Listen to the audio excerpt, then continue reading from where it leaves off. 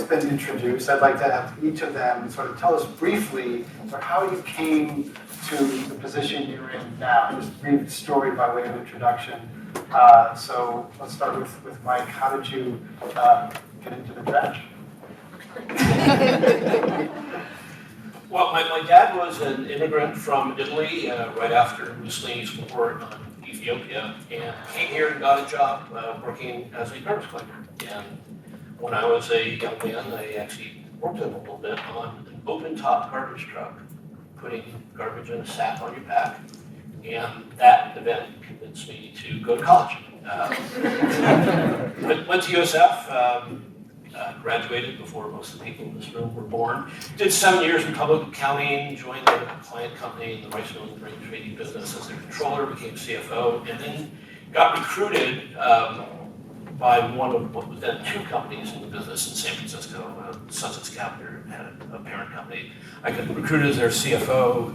A few years later, we merged the two companies in San Francisco using an employee stock ownership plan, which is still in place today. So the company is 100% owned by the employees through this plan. And a couple years after the ESOP was put in place, the two individuals who were the senior people running the company managed to run it into the ground. I was asked to become the CEO and straighten out the financial mess. We did. We actually had more debt than revenue back then, which was a little difficult thing to deal with. We fixed those problems and then started trying to understand, as CEO, where do we take this company? And we were getting lots of pressure from the city of San Francisco to begin doing a lot of recycling, figure out what to do with waste rather than just throw it in a landfill. And we started getting creative and doing some of the things that we do now. We'll talk about some of those things. We were talking beforehand about something called Trash on Your Back Challenge. It's for 5 days. Some people, I did this last year, carried all of the waste that I created in the compost around on my back for 5 days and went to the Opera House, etc. And I told Mike about that. And he looked at me and said, "No, I'm not doing that." So now I understand. We have trucks for that purpose. You got guys that do that, yeah. Pat Brown, how did you get into fake meat? I was a professor in the medical school at Stanford for 25 years, and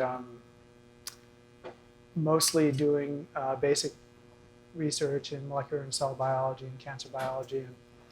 And I had no interest in going into business and not a huge amount of interest in food, but I had a sabbatical and basically set as my goal to pick the most important problem in the world that I could have an impact on and figure out a way to address it. And I decided very quickly that the problem was animal farming. And the reason is, and I'm happy to explain why if people need an explanation, it's by far the most destructive industry on the planet. And that the way to solve the problem was basically to use the awesome power of the free market and make a better product. And by a better product, I mean products that current consumers of meat and dairy foods who can't conceive of a world in which they're not having meat every day will actually choose in preference to what they're buying now, which is a very tall order. And so once I realized that, I had to found a company. Fortunately, it's more than $1 trillion a year industry. So if you tell a venture capitalist on Sand Hill Road that there's $1 trillion a year global industry that's based on a technology that hasn't improved in 1,000 years and is never going to fundamentally improve, and performs by any measure extremely poorly, and that there are rational ways to do better, then it's actually relatively easy to get them to open their checkbooks, it turns out. Well, first of all, as soon as they see $1 trillion a year, they're not even listening to the rest of the conversation. They're already reaching for their checkbook. But anyway, so I founded the company, and basically we started out for the first 3.5 years in complete stealth and just focused primarily on building a technology platform that would enable us to accomplish our goals, because there was none of the technology existed to be able to make this class of food that would actually compete with for people who are uncompromising meat lovers. But we got to a point where we could make products that were seriously appeal to meat lovers, and that's where we are now. We'll get into that. I think it's fascinating. You're not after the vegan and vegetarian market. You're after We're totally not interested in vegans and vegetarians. Sorry. I am one, but that's not our customer. You're not your market, yeah. Alex, I'm fascinated with making water from air and how you got into that. Yeah.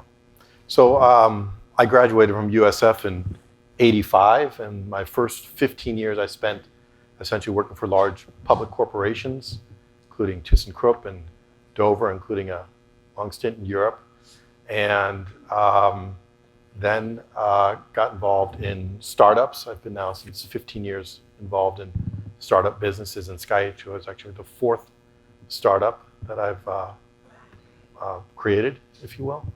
And I got initially involved in, if you will, sustainability or renewables in 2006 by founding the company Solar Power Partners, which was one of the very first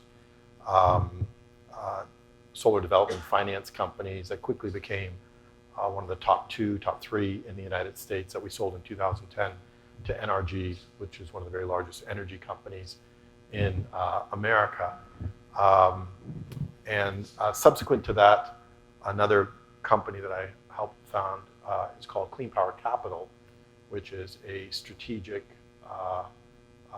financial and advisory firm solely focused on clean technologies and renewable project financing.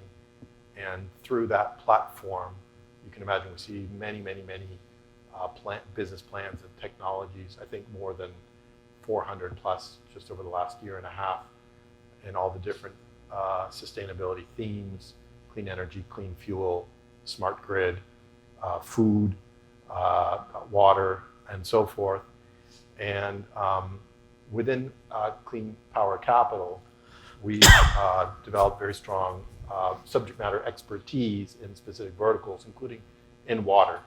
And with that, we essentially learned about atmospheric water generation technology, and thought this is something we can get behind, but quickly discovered that the only products or solutions out there were really only designed for residential or smaller commercial, or maybe some kind of emergency response.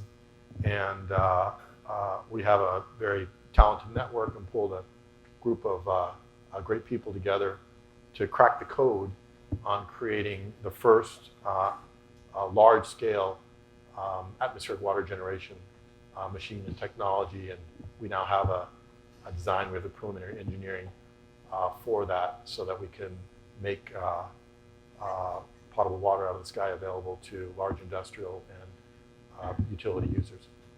When it doesn't rain, that's going to be really important, right? I'd like to talk about the triple bottom line and how you manage the tension between the people, planet, and profit in your enterprises. And Pat, you sound like very much a mission-driven business.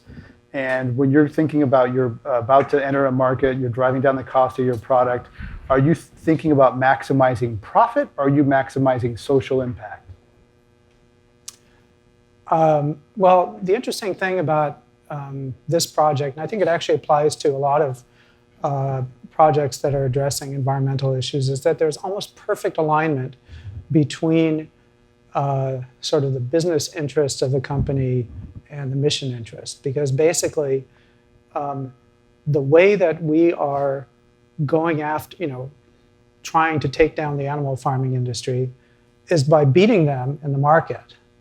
And in order to do so, we have to be a successful business and effectively capture what's today a $1 trillion market. So there's there's not that much tension between the business goals and the mission goals of the company. The one case where there's sort of a tension is, for some investors, the definition of success might be to exit profitably. Our investors, we have great investors, they've agreed actually, sort of a binding agreement that the company can never be sold to any entity that has a financial interest in the meat or dairy industry, which would be the obvious, easy exit. And in fact, I've told them that, and they're comfortable with the fact that we have no intention of going public, and we certainly don't want to be acquired. So if you want to invest in us, you have to think of it as a long-term investment with a huge payoff. And so we have patient investors who support the mission and see that success in the mission is success as a business. And in that sense, I think there's really not as much tension as you might think. So there's a line that, and if you say no IPO and you won't be acquired by big food, which could maybe buy you to put you out of business, that means Right. you intend to continue as a private company. So Mike Sangiacomo, you are a private company. A little bit different because of your regulation business you're in, but how do you manage that tension between the people part and the profit part and the planet part? Well, we've made it a point that we want to stay employee-owned. We want to benefit the people that work there, that do the work, that provide benefits to our communities, provide the kind of services they want, that we take what people no longer want and try and do the most productive things we possibly can with them. And if we do that right, we get to earn a profit for doing it. I can tell we compete with quite a number of large public companies in the industry, and they'd all love to buy us to change our ways because they don't like the fact that we do things that are very different from the way they'd like to do them, and it probably has cost them profits, and particularly on the West Coast because of that. But we've made up our mind that we are also going to stay private. We are not going to be acquired, and we want to keep doing what we do for the benefit of more and more communities, and therefore more and more employees who ultimately join us in doing what we do. Alex, some people think that there's the United Nations has passed a human right to water. So is there tension being water as a commodity, something that's sold? I mean, it is a business, but it's water, sort of the essence of life, is in some people's mind a human right. It's different than it's both a right and a good. So how do you manage that tension? Well, we're not quite there yet. We haven't even started delivering equipment yet. But I mean, water is very, very political in most places. It's controlled by the government. There's a lot of reports out there that say the price of water is substantially too low, that there needs to be other economics put around water. That's probably also why there's a lot of water waste. Mm-hmm. So I think we're going to see really a whole new kind of water economy evolve over the next 10, 20, 30 years. I think what's perhaps important for everybody to know, if they don't, according to the World Economic Forum this year, fresh potable water is considered the #1 threat worldwide to economic stability. We expect to have, by 2040, 40% less potable water worldwide. There's already today massive water stress, so now imagine 40% less in 40 years from now. So this is a generational challenge. It's a massive undertaking that needs to happen.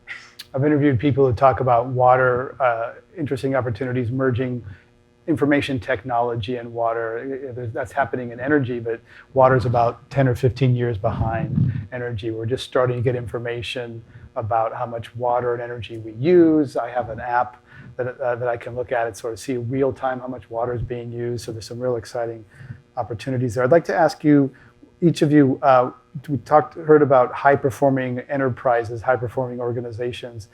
Mike Sangiacomo, what's the biggest challenge you face right now in Recology, trying to get to the next level? You're trying to get to 100% recyclable goods in San Francisco. What's your biggest challenge? Well, there are actually a few really big ones. One of which there are things in the waste stream that are difficult to deal with. Plastics in particular, we're trying to find a partner somewhere in this world who can figure out how to return that plastic to the basic elements from which it was made, whether that's oil, gases, whatever. We are seeing packaging materials made out of a variety of different types of composite materials now, and the ability to break those things apart and recycle all the various pieces of it is getting very difficult. And as a city like this one becomes more and more congested, and we build more and more tall apartment towers, it's more difficult for people to find their way easily to the recycling bin and separate their materials. So we're finding ourselves having to find more creative ways of taking that stuff apart while still trying to do it on an economic basis. Walmart's made a big lot of noise about their changing in packaging, reducing it, trying to make it more recyclable. Is that having an impact? Is that for real? There's a lot of talk of it. We belong to a couple of state and federal, what are they called? Product stewardship councils, trying to make sure that manufacturers are responsible for the materials they make, that they can either be recycled, they can take them back, reuse them. And there's some success in that. There's an awful lot of folks who will just make things and figure someone else will deal with them as a problem later. Everything's wrapped. This city is actually trying to ban some of those kinds of materials because they know how difficult they are to deal with. Things like the styrofoam food packaging is a thing of the past in this city, just because there's nothing much that you're really going to do with that, and it's an environmental issue even when it's manufactured. I interviewed one of your rivals once, Dave Steiner at Waste Management, who said one of the worst, Barbie is a nightmare, right? When Barbie gets into just getting all the ingredients, the plastics and all how that's put together, it's like Barbie's a recycler's nightmare. Pat Brown, your biggest challenge right now, you're trying to bring a product to market, get the cost down.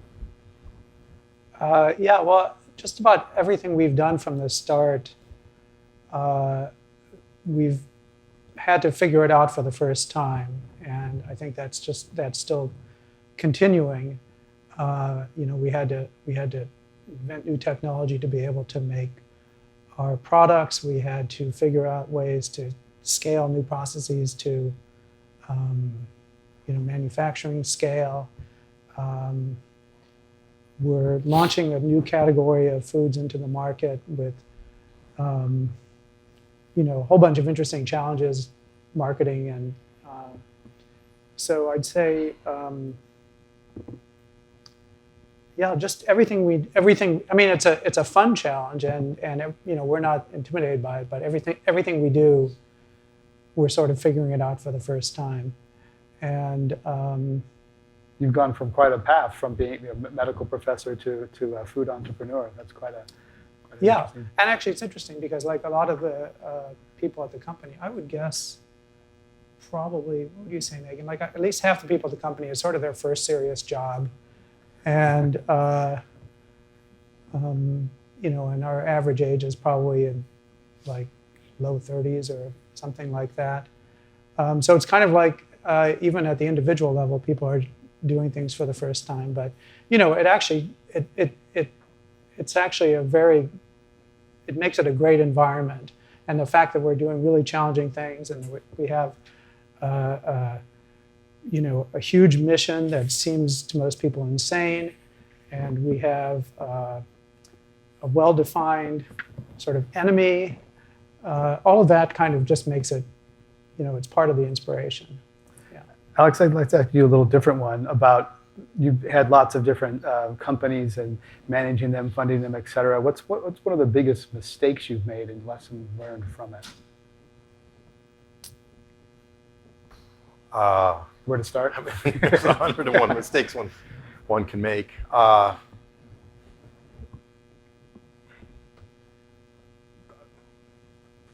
don't know. Can I answer a different question? Never made a mistake? You want to answer the biggest challenge? I mean, you're bringing a product to market. Yeah. That's probably pretty tough. You can Yeah. ask the challenge question if you'd like. If you Yeah, have so made what I mistakes. wanted to share was, I mean, at Sky H2O, our solution, our system, essentially, the demand is now, even yesterday. So we have put a number of different strategies in place to absolutely accelerate very rapidly the growth of this business. That includes a very rapid R&D and engineering process.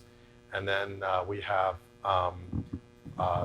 global strategic partnerships set up for rapid manufacturing, and then strategic partnerships around the world to implement systems very, very quickly. So we're building a rocket ship at Sky, and we're leveraging all the know-how that myself and our very talented team have gained over the past 30 plus years. That's a lot, yeah. Okay, I have a lightning round question for each of you. These are basically yes or no questions. So starting, We don't want to say yes or no. you can see if you can dance your way out of it. The Mike, yes or no? The recycling industry is ripe for new entrants and disruption. I don't want them. So, It is. Yes. so? Yeah. I mean, when's the last time a big new? Wasn't it a yes or no question? Yes. We'll stick to that. Patrick, natural products are usually better than artificial ones. Can I ask you to define what's the boundary between natural and artificial? Natural is a meaningless word in the food industry, isn't it? It doesn't mean much. Yeah, that's why it's hard to answer the question until we have a definition. But I'd say if you having something that is a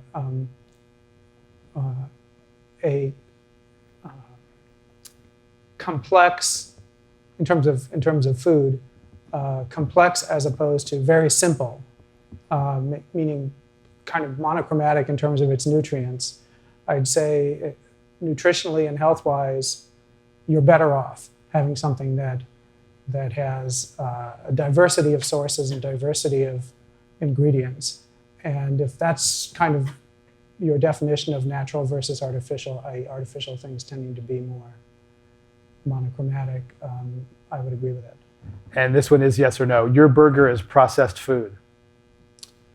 It's processed food in the Yes, same okay, that's a way yes. as a smoothie or a loaf of bread or a casserole. We take materials very selectively from a bunch of plant sources and use them to make something new that's delicious, healthy food. Yes. Alex, you should pay a royalty in areas where you mine the sky for water. Sure. Patrick, one day big beef will try to steal your lunch money. Probably just beat me to a bloody pulp and leave me lying on the ground, but maybe take my lunch money in the process. Yeah. Patrick, you are willing to put your product up against Super Duper in a blind taste test in San Francisco. What is Super Duper? Super Duper is it's a delicious burger joint in San Francisco. Sure. Alex, citizens should be wary of corporate control of civic water systems. Yes. For-profit motivation Yeah, absolutely. in water. And Patrick, cows are a natural part of a healthy ecosystem, and smart grazing procedures can help store carbon and water in the ground. That couldn't be more false. Okay, so much for Alan Savory. There's quite a debate in environmentalists whether cows are evil or cows can be part of the carbon solution. And Well, there may be debate, but there's really no doubt what the correct answer is. cows are evil. And there's plenty, and that's not opinion. There's plenty of data to support that, which we could get into if you want to. Just watch the YouTube video Cowspiracy. Cowspiracies out there. Alan Savory is another person. It's quite a lively debate about how cows are. Last one for Mike. You're happy that you don't have to deal with blood-sucking VCs. Blood-sucking what? Venture capitalists. Oh. Yeah. There we go. All right. How'd they do? That's the end of our lightning round. I think they did pretty well.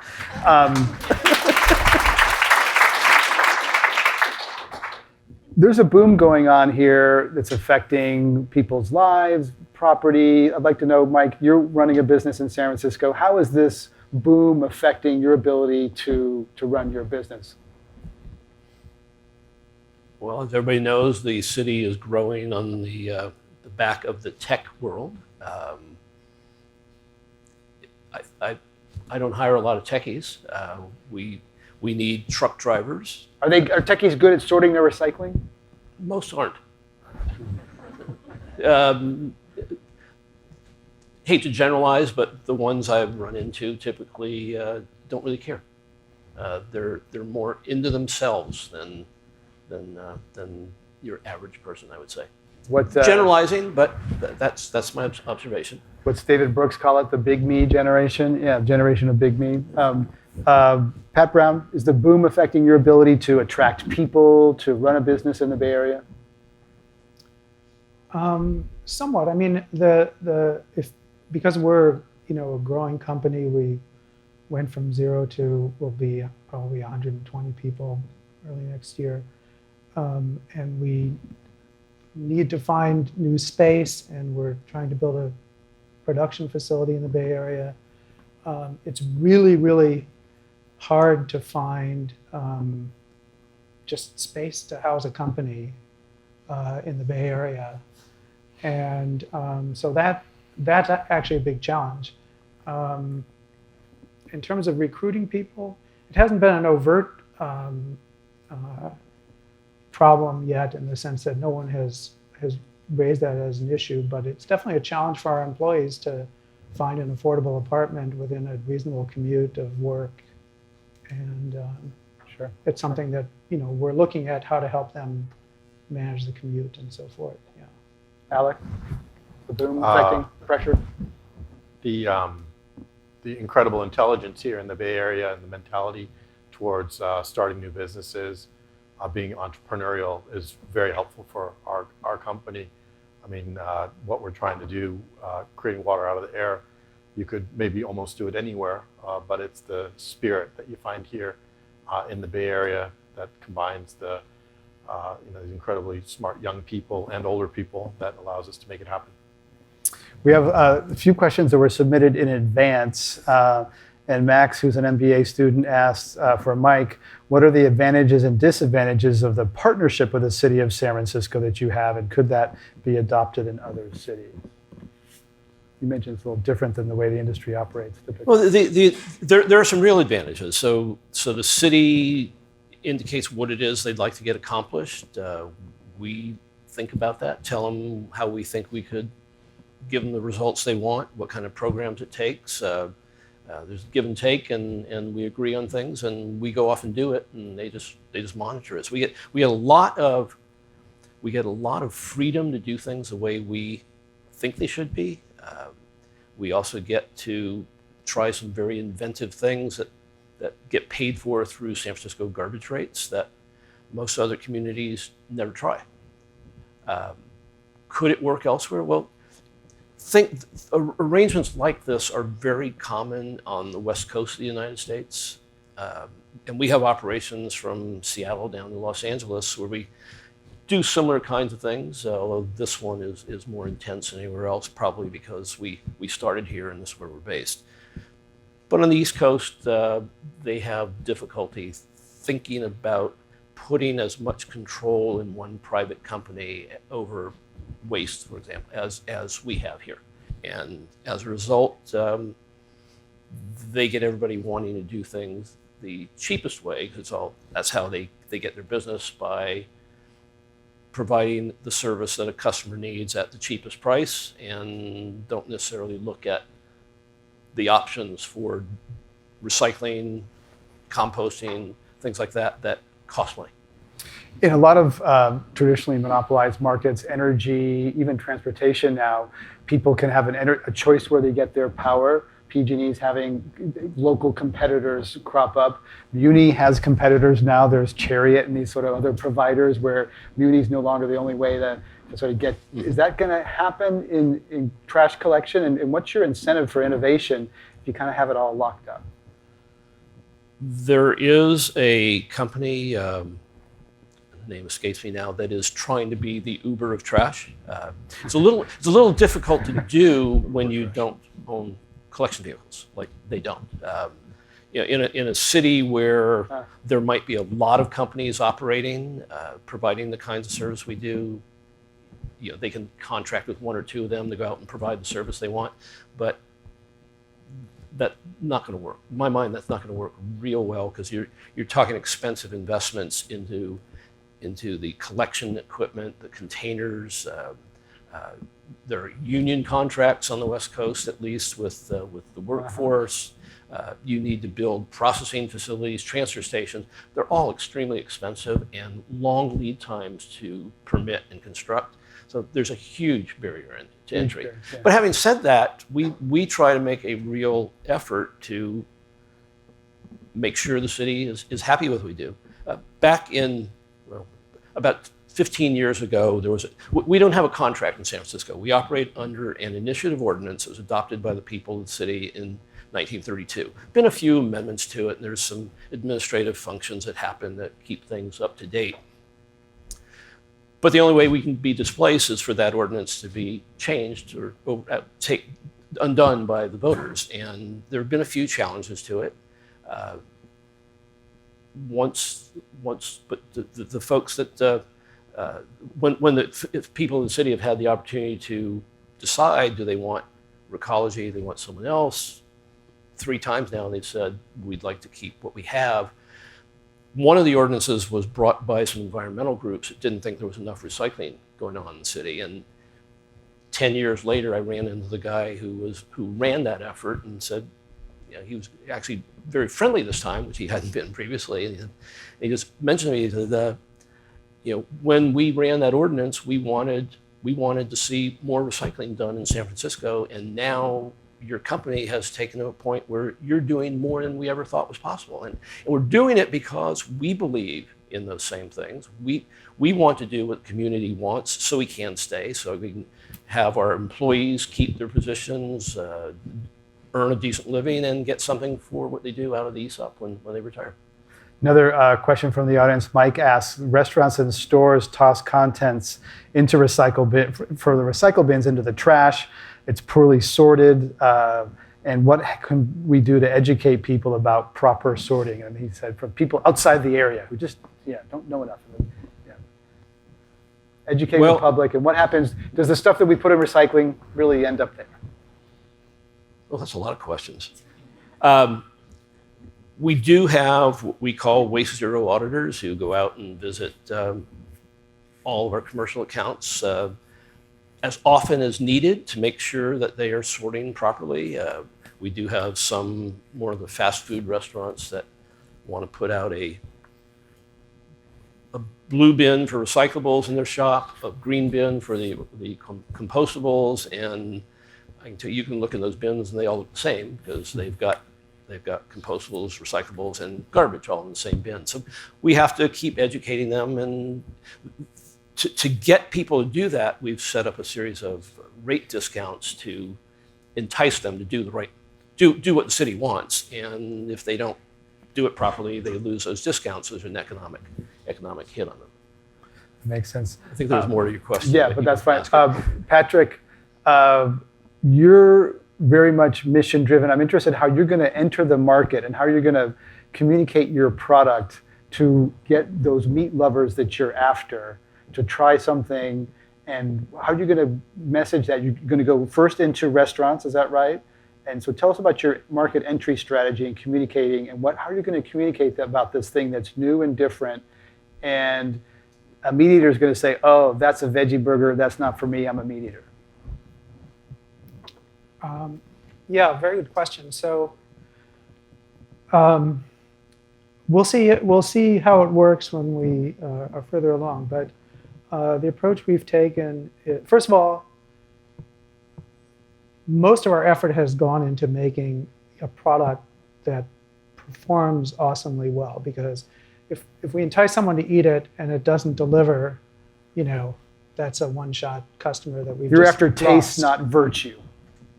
Yeah. Oh, yeah. Absolutely. No, we're not going to, even though the product is, by any reasonable method of assessing, better nutritionally and health-wise, we're not going to actively promote it as a healthier product. We're certainly not going to label it as vegetarian or vegan. And we are trying to primarily partner with people who have really stellar reputations in restaurants serving meat.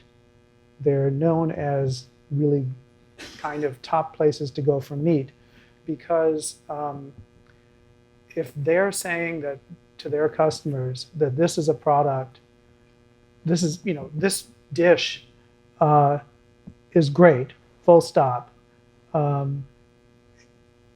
that will, I think, get a lot of people to try it. If they say, this is, healthy, it's better for the world, it's vegetarian or something like that, that's going to be more problematic. So I think the main effort is to basically go to places that have a great reputation for serving great food and particularly great meat, partner with them, and we've talked to a lot of them, and they, as soon as they start working with our product, basically they tend to be just over the top enthusiastic about it. And you hope to be cheaper than beef too. You hope to beat a cow in every way. Oh yeah, because absolutely, because we're dead serious. That's the way you win in the marketplace. Is you have to have a better product, a better price, everything that consumers value. Try to outperform. And the great thing is, because animals as a technology perform so poorly, not just in terms of resource efficiency, but even, and it kind of tracks. If you're resource inefficient, you're probably dollar inefficient, because the resources, have value. So being less expensive is extremely realistic, even relatively early on. And the other thing is that the savings we have on raw materials and resources we can use to any way we want, including to add other values to the product and so forth. So yeah, I think that the answer is basically focus on making a great product at a great price, so that if someone tries it, they'll want to buy it a second time. And then, get people to try it by relying on the endorsement of people they trust to direct them to good food, and particularly good meat. Perfect for the social media age. And there's another company, Beyond Meat, in Los Angeles that's a competitor. And you hope they succeed too, because in a way that the way Tesla succeeds, it paves the way for other electric car makers. Is that fair? Oh yeah, I mean, I don't think of them as a competitor at all. I mean, they're friends. They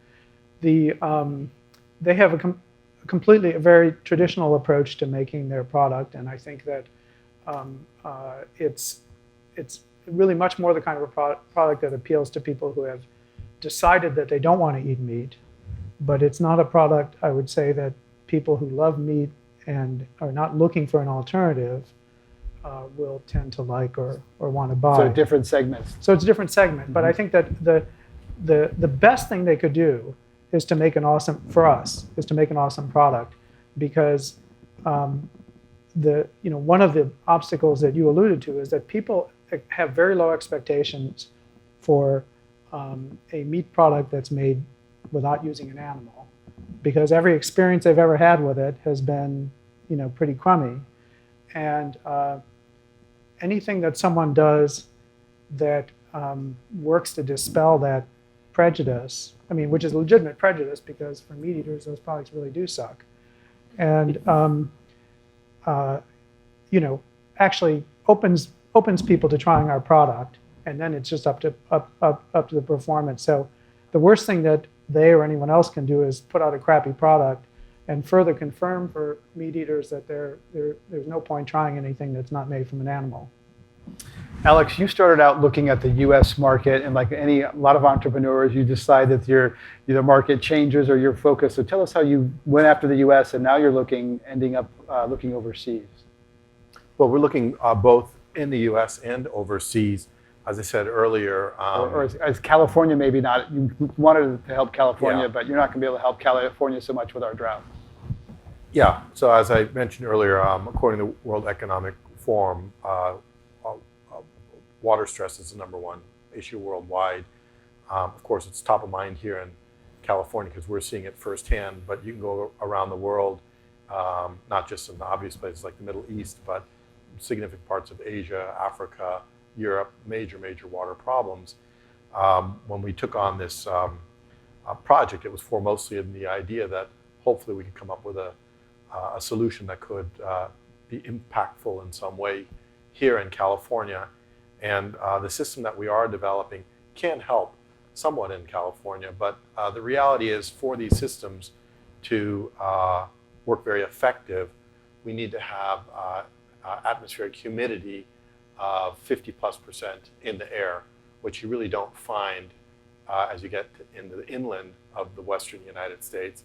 There are pockets along the coast, maybe San Diego, Monterey Bay, and so forth, where you do have consistently 60+% humidity. So the systems can work there pretty well. And interestingly enough, it's actually the coastal areas, particularly the central coast of California, that is absolutely most water stressed.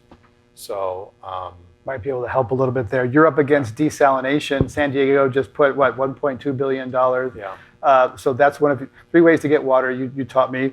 There's the desal, atmospheric, and reverse osmosis. So talk about how you're trying to get better than desal, and you're close to them on price. Yeah. So, as you can imagine, creating water in a time where there's water stress is, a major opportunity. And if you look out in the landscape of how you potentially can create water, there's essentially 3 ways. The most well-known is desalination. But if you really look closely into desalination, there's really pretty significant environmental problems that come along with it. In desalination, they're basically on the coast taking very significant amounts of fresh live water, and they kill the water and leave behind a toxic brine. And if you do that in the same coastal location for a long period of time, you basically kill your oceans. And if you go to those locations, particularly in the Middle East, where there's been a lot of desalination deployed, their coastal areas are dead. There's no more fishing. It's all dead. A reverse osmosis of different kinds is another way, but there you're basically cleaning, filtering gray water, black water, which means you have to start off with water. So that's where atmospheric water generation comes into play. It's kind of the golden ring as you can make that happen, because in reality there's more water in the air than fresh water in the air than in all bodied sources around the world. And interestingly enough, as we have climate change or global warming, we're having much more evaporation. And many in the science community will say that today we have as much as 15% more water in the air than as little as 10 years ago. Most of it ends up actually coming together over what they call the atmospheric river that essentially runs across the equator, which outliers of that is essentially El Nino. And it's that significant additional water in the air, which many scientists will say is what's creating the unusual weather patterns. In other words, we really don't know what's happening and how the weather is going because of all this additional water in the air creating massive global changes. Right, warm air holds more water. We're going to go to audience. We're going to go to audience questions in just a second. I want to ask Mike. Compost is a big deal. It's part of our culture here in San Francisco. There's a state law saying that food, what's called organics in the industry, can't be put in landfills. There's going to be a perhaps a new boom, certainly a new compost industry, compost sites that are going to open up. So tell us about how important that is, and that whether there might be opportunities for entrepreneurs to get into this whole new area of composting. So the law you're referring to phases in over time. I think it begins in a year or so, completely phased in by something like 2020 or 2022. So there's some time to get there, but there is probably enough composting capacity in the state of California today for about less than a tenth of the need. So more needs to be developed. Is it going to be the same kinds of facilities as we have now? And we are the largest composter in the state of California. Is it going to be the same technology over and over? I doubt it. There are people that are going to be thinking through how do you do it better? How do you do it differently? How do you do things that maybe you can not only create the compost, but capture some energy from it as you're making it? That's already happening. We got in on the ground floor of doing it here in 1996 and have done the same thing, but have done it 4 different ways in what, not even a 20-year period already. So there's going to be more happening. There's going to be people creating different ways of doing it, and they're all smarter than I am about how to do that. And it'll happen. I was talking with some ranchers today who are looking for supply of compost to put on grasslands to capture water and store carbon and have more forage for cattle. So there's going to be a lot of interest in compost, a growth business. If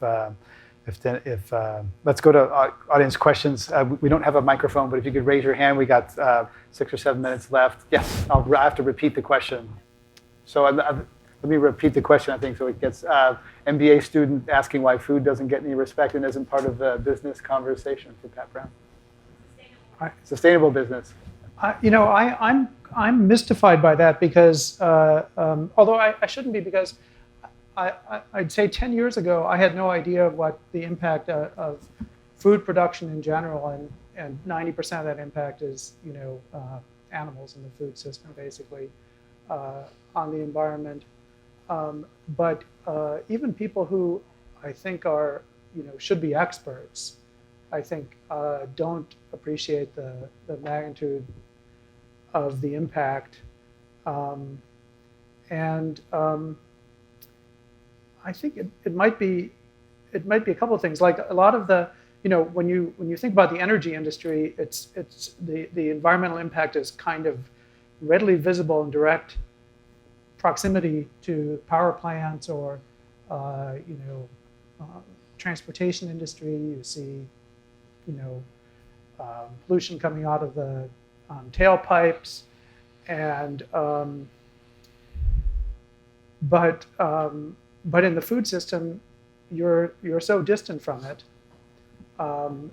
You might be kind of aware if you drive across the U.S. that a very large fraction of the land is being used to raise cows.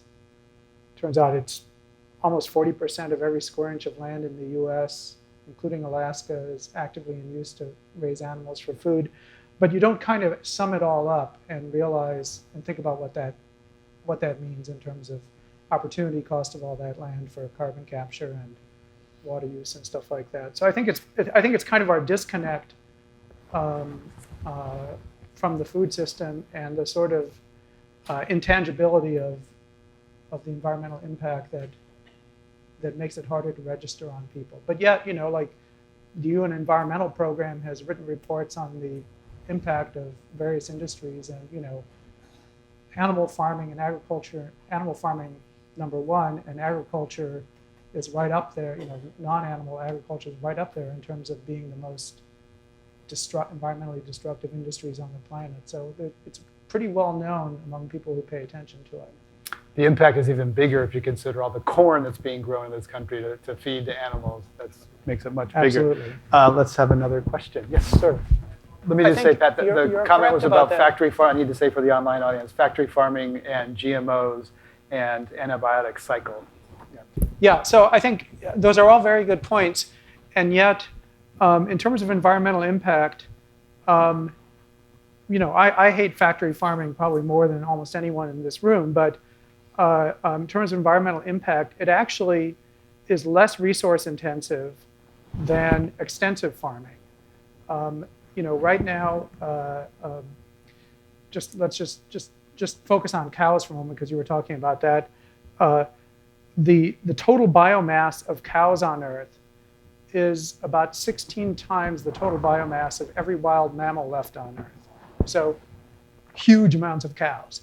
And they are competing for the primary productivity, photosynthetic productivity, which is finite of the Earth, because there's so many. And even if they're grazing, there's a huge environmental impact. In fact, in terms of greenhouse gases, it's greater than factory farm cows, which I'm no advocate of. So the problem isn't factory farming. It's that we are using a technology that was brilliant 10,000 years ago, i.e. animals, to turn plants into this very nutrient-dense kind of food. And with 7 billion people on Earth wanting meat, it's just completely insane. And that's the problem. It's just the fundamentals of animal physiology make it a ridiculous technology. I think Sure. huge methane emissions.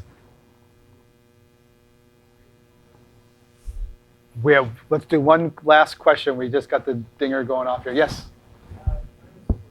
How has the market for recycled materials changed? Mike, there was an op-ed in the New York Times recently that said recycling is uneconomic. Recycling can be economic if you set up a system that makes it work. And that's what the West Coast of the United States has. David Steiner would prefer, in my opinion, to fill his landfills, which he owns more than anybody else in the country, with those products. He's the CEO. And that's why he's saying that. But if you make a good quality product, we're not making them. We're taking them, we're cleaning them up, we're packaging them up for people to use. We've never had trouble selling any of our material. We make sure it's really clean, and the prices fluctuate like any other commodity. If oil prices are down, you're probably going to see the value of recycled plastic go down. You're probably going to see the value of recycled paper go down. But in terms of another recycled commodity that we make, compost, and part of this answers the lady's earlier question about food. Most people used to think about compost being something you put on your landscaping because it was old lawns and leaves and stuff being composted and just returned to where they came from. When we started taking food waste and mixing that with green waste, yard waste, we started adding a lot of nutrient value to that product, and the bulk of it the lion's share of the product we make now goes to farming. It helps produce some of the best wine grapes in California and Oregon, in Sonoma and Napa counties. We sell to organic farms. There's an organization based over the Ferry Building called the Center for Urban Education on Sustainable Agriculture. They just produce some of the best foods in the state. It's some animals, but also other food crops. And almost everybody who produces for that organization is a customer of our compost because they know what it can do to add nutrients to the soil that are depleted every time something grows. That if you don't put back, you're not going to have soil to grow crops for very long. So something like nature takes 1,000 years to produce about a half an inch of topsoil. Well, at the rate it's disappearing, nature can't work fast enough. So it needs a little help, and the kind of thing that we're helping it do, help us grow food that is healthy, that is sustainable. And that's something that is a is a commodity that is increasing in value as more and more people realize the benefits that it has by putting it back on the soil. So we've heard about water stress and composting and organics. Just want to end with this. I think this is yes or no for Mike. We have someone who wrote in and said, basically, should they rinse out yogurt containers, thinking about the drought? You got that yogurt container in their hand. Is it better to rinse it out and put it in the recycle? Or if you put it in the recycle and don't rinse it, is it still reusable, recyclable? If you don't wash it, we can still get it recycled. There is value, though, in that material that you rinse and put down the drain in forming gases that are captured at sewage treatment plants and then are then converted into energy value. So where is the to rinse or not to rinse the yogurt thing? It gets down to, we prefer to see them rinsed, and our recycling facilities don't smell as bad. But if you don't, we're going to take them anyway, and we're going to find a use for them. Okay, we'll end clean and say rinse. All right, thanks everyone. What a fantastic panel for joining us today.